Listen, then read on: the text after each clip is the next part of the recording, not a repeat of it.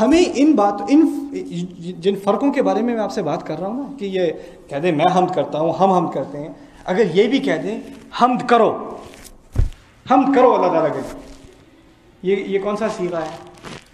اسے کیا کہتے ہیں اردو میں؟ حمد کرو، امر، حکم، پانی لاؤ، حمد کرو، پڑھو، ہوم ورک کرو اپنا، سو جاؤ، حکم ہی ہوا نا.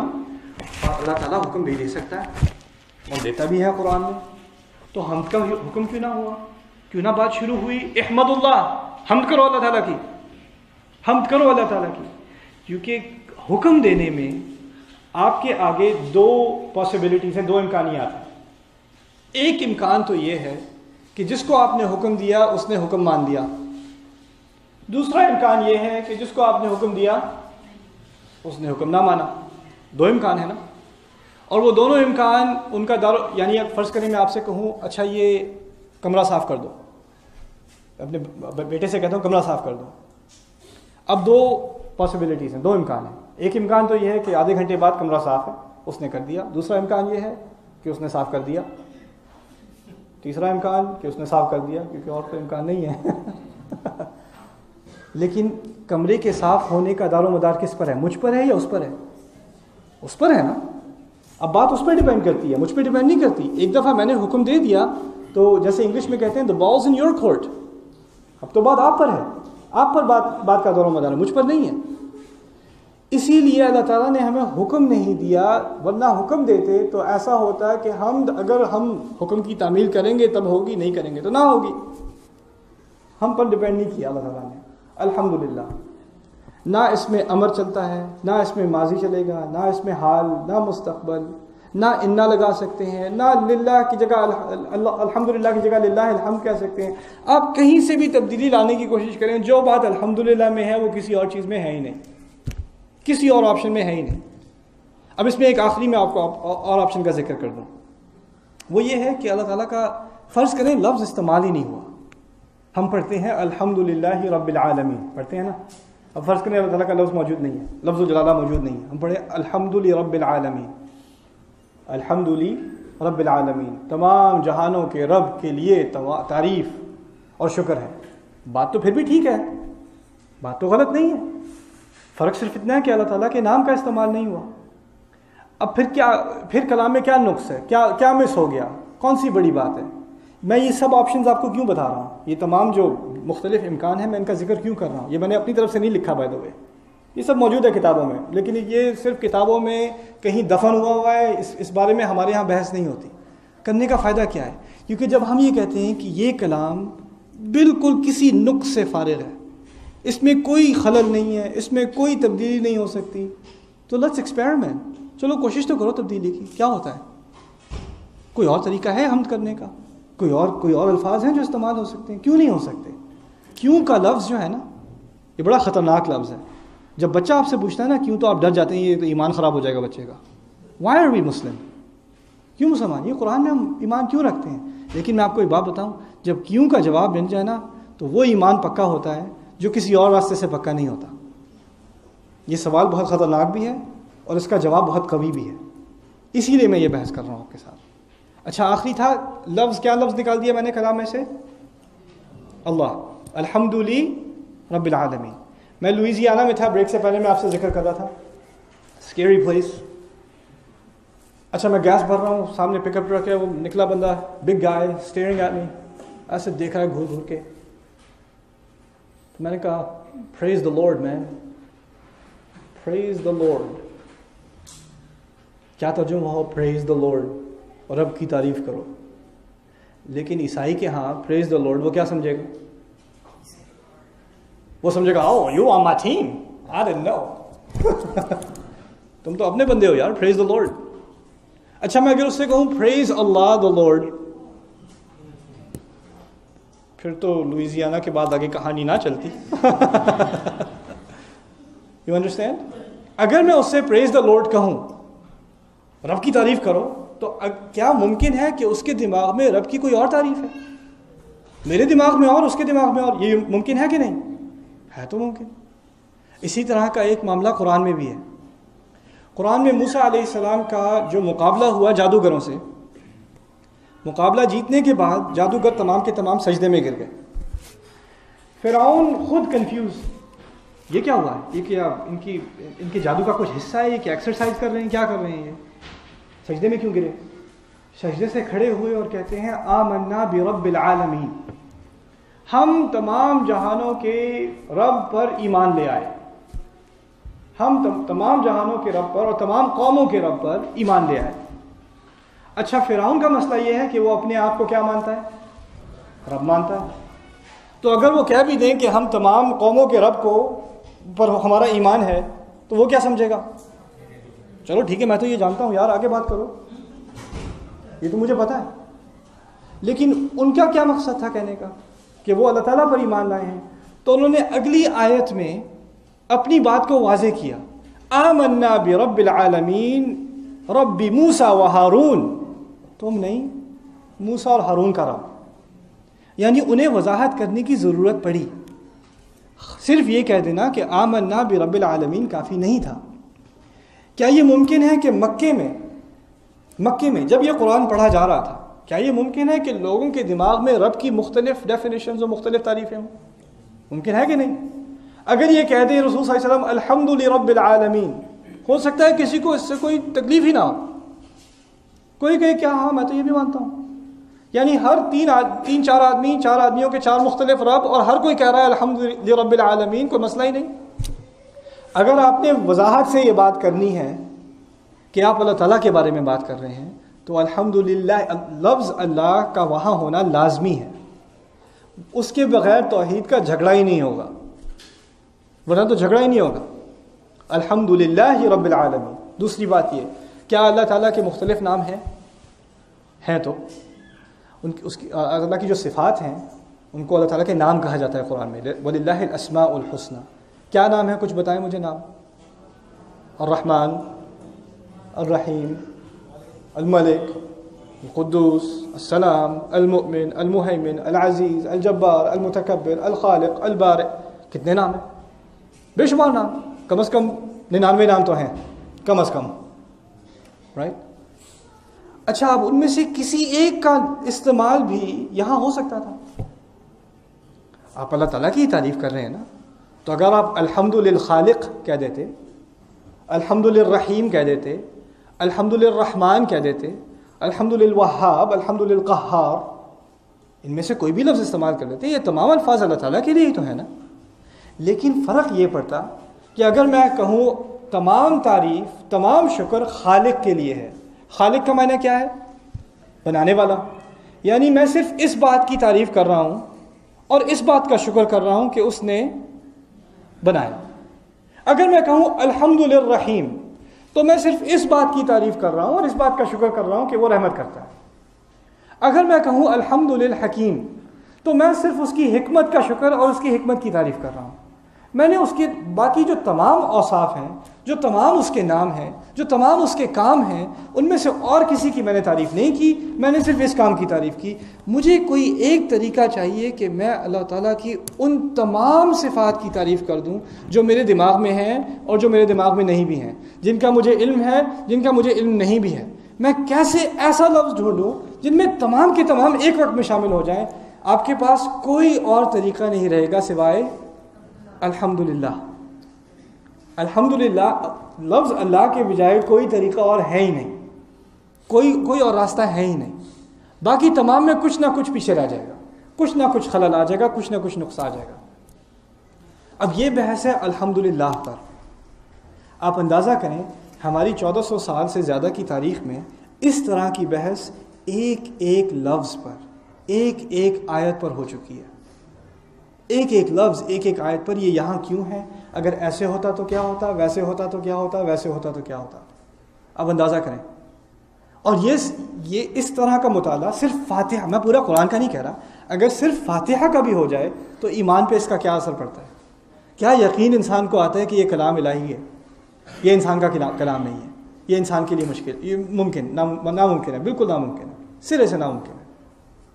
اور یہ چیز، یہ بات میرے نزدیک اتنی آسانی سے ہم اس پہ سے گزر جاتے ہیں. کہتے ہیں کہ یہ دیکھیں جو عربیت ہے قرآن کی، جو قرآن کی زبان جو ہے، جس کو عربوں نے معجزہ مانا، وہ تو پرانے زمانے کی بات ہوگی، اب کون عربی سمجھتا ہے، کون سیکھتا ہے. ہم نے اس بات کو اتنی آسانی سے چھوڑ دیا اور معاملوں میں چلے گئے.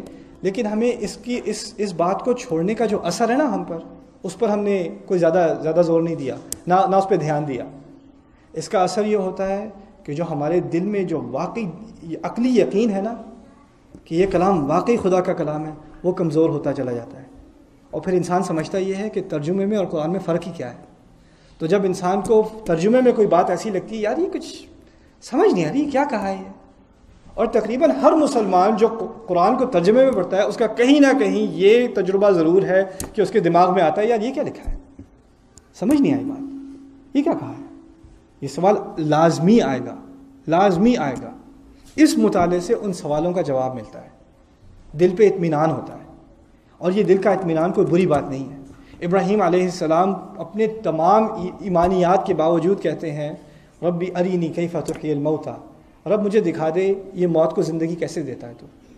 اللہ تعالیٰ سے دعا کر رہے ہیں مجھے ایمان تو ہے کہ موت کے بعد دوبارہ اٹھنا ہے، لیکن کچھ دکھا دے. اللہ تعالیٰ نے بھی سوال پوچھ دیا اولم تؤمن، تمہیں ایمان نہیں ہے کیا، مانتے نہیں ہو کیا. بڑا عجیب سوال ہے، رسول سے سوال، اولم تؤمن، مانتے نہیں. وہ بھی کہتے ہیں بلا، بے شک مانتا تو ہوں، بلا ولکن لیطمئن قلبی، بس دل کا اطمینان چاہیے. دل کا اطمینان کوئی چیز ہے. ہمارا ایمان جو ہے یہ صرف وراثت میں نہیں ملا ہمیں. میں تو یہاں تک کہتا ہوں کہ اگر آپ کی زندگی میری زندگی کی طرح ہے، ہم عام مسلمان فیملی میں اگر ہماری پیدائش ہے، پرورش ہے، تو ہم نے کچھ نہ کچھ دین سیکھا، نماز پڑھنی سیکھی، قرآن کو تھوڑا بہت پڑھنا سیکھا. ٹھیک ہے، ترجمے پہ کوئی خاص زور نہیں دیا. عام دیسی فیملیز میں ترجمے پہ کوئی زور نہیں ہوتا. جو زبردستی 9ویں 10ویں جماعت میں پڑھا دیا وہ پڑھا دیا. میری اردو کی تعلیم تو 8ویں جماعت سے زیادہ کی بھی ہے بھی نہیں. 8ویں تک میں نے اردو پڑھی ہے بس. یہ 8ویں جماعت کی اردو میں آپ سے آج بات کر رہا ہوں. Right, federal government boys model school G94 زندہ آباد. اوکے، اسلام آباد بائی دا وے. اوکے، سو لیکن ان تمام چیزوں سے آخر کار ہمارے ایمان پہ کیا ہوتا ہے؟ ہمارا ایمان وراثتی ہے. آپ مسلمان کیوں ہیں؟ کیونکہ آپ مسلمان گھرانے میں پیدا ہوئے، آپ کو یہی چیزیں سکھائی گئیں. آپ نے نہ یہ سوال کیوں کا سوال آپ نے کبھی پوچھا ہی نہیں. اور اگر پوچھتے بھی تو بڑی مصیبت ہو جاتی. تم پر تو شیطان کا وسوسہ ہو گیا ہے، تمہیں تو کسی پیر کے پاس لے جانا پڑے گا، تمہیں تو غسل کرنا چاہیے فوراً، تم یہ 20 نفل پڑھو کیونکہ تم نے کیوں کا سوال کیوں پوچھا. اور اب ہم رہ رہے ہیں امریکہ میں، اور امریکہ میں آپ کے بچے جو پہلا سوال جو ان کی زمین ان کی لائف میں، ان کی دنیا میں آتا ہے، وہ کیا ہے؟ پہلا سوال why do we have to do that? I don't understand.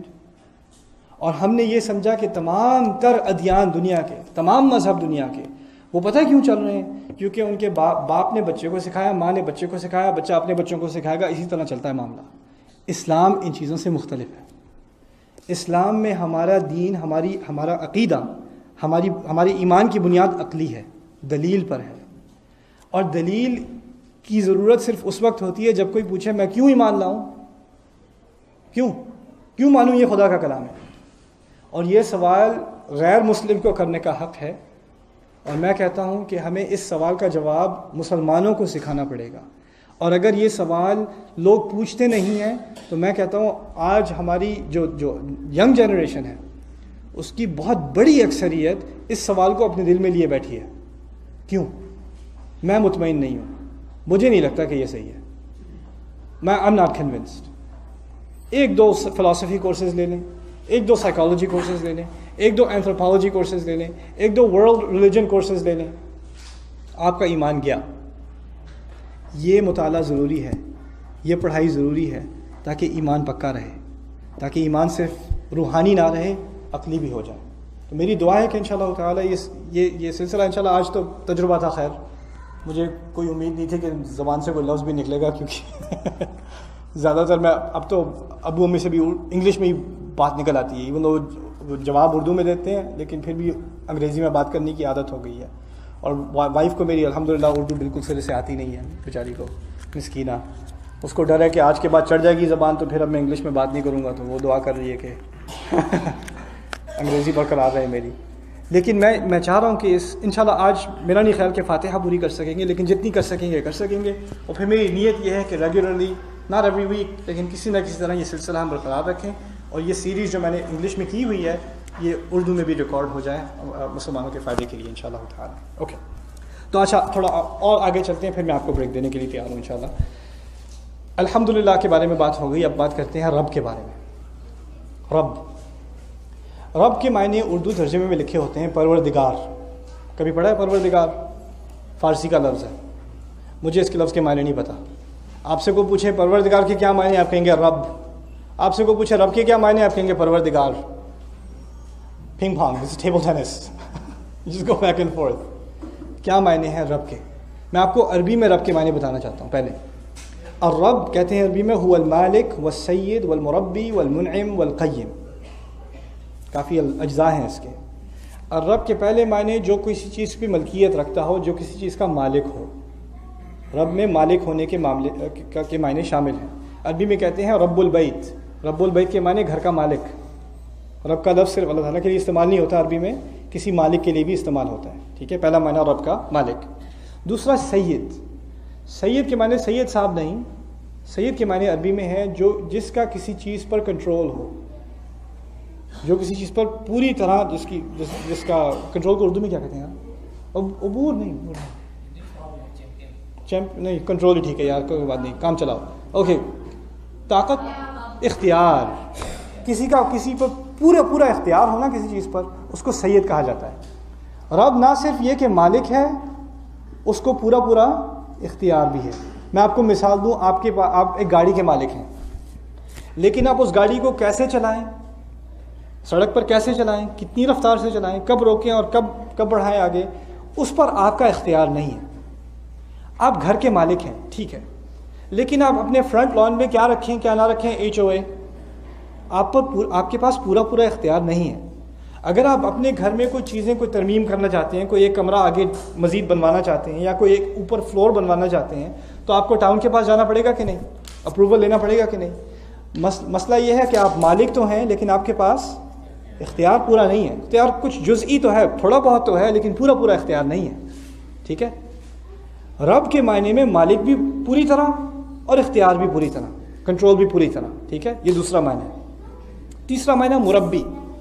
مربی عربی میں کہتے ہیں جو کسی چیز کے بڑھنے کو اور کسی چیز کے پلنے بوسنے کو سنبھالے۔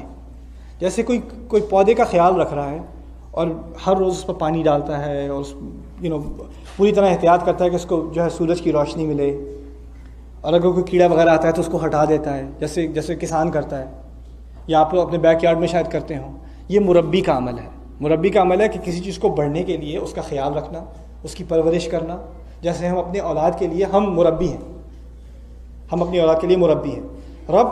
رب میں مربی کے معنی شامل ہیں، کسی چیز کا خیال رکھنا، کسی چیز کی پرورش کرنا تاکہ وہ ٹھیک طریقے سے بڑی ہو اور کیا کہتے ہیں، طاقتور ہو جائے، اس میں قوت آ جائے، ٹھیک ہے۔ تو یہ تیسرا معنی۔ اچھا، پہلے میں نے کہا مالک، پھر سید، پھر مربی، پھر ہے معنی منعم۔ عربی میں کہتے ہیں منعم۔ منعم کہتے ہیں تحفہ دینے والے کو، تحفہ دینے والے کو۔ اچھا، تحفہ دینا اور سیلری دینا، اجر دینا، زمین آسمان کا فرق ہے۔ آپ کو جو پے چیک ملتا ہے 2 ہفتے بعد، وہ تحفہ نہیں ہے، وہ تحفہ نہیں ہے۔ لیکن اگر آپ کو کوئی انعام دے، کوئی اعزاز دے، دیٹس انعام۔ انعام کا مقصد ہے کہ آپ نے کسی نہ کسی طرح کسب کر کے، محنت کر کے، کام کر کے کوئی چیز نہیں لی، آپ کو وہ چیز دی گئی ہے جس کے آپ مستحق نہیں تھے۔ تحفہ دینے والا، رب تحفہ دینے والا بھی ہے، اوکے۔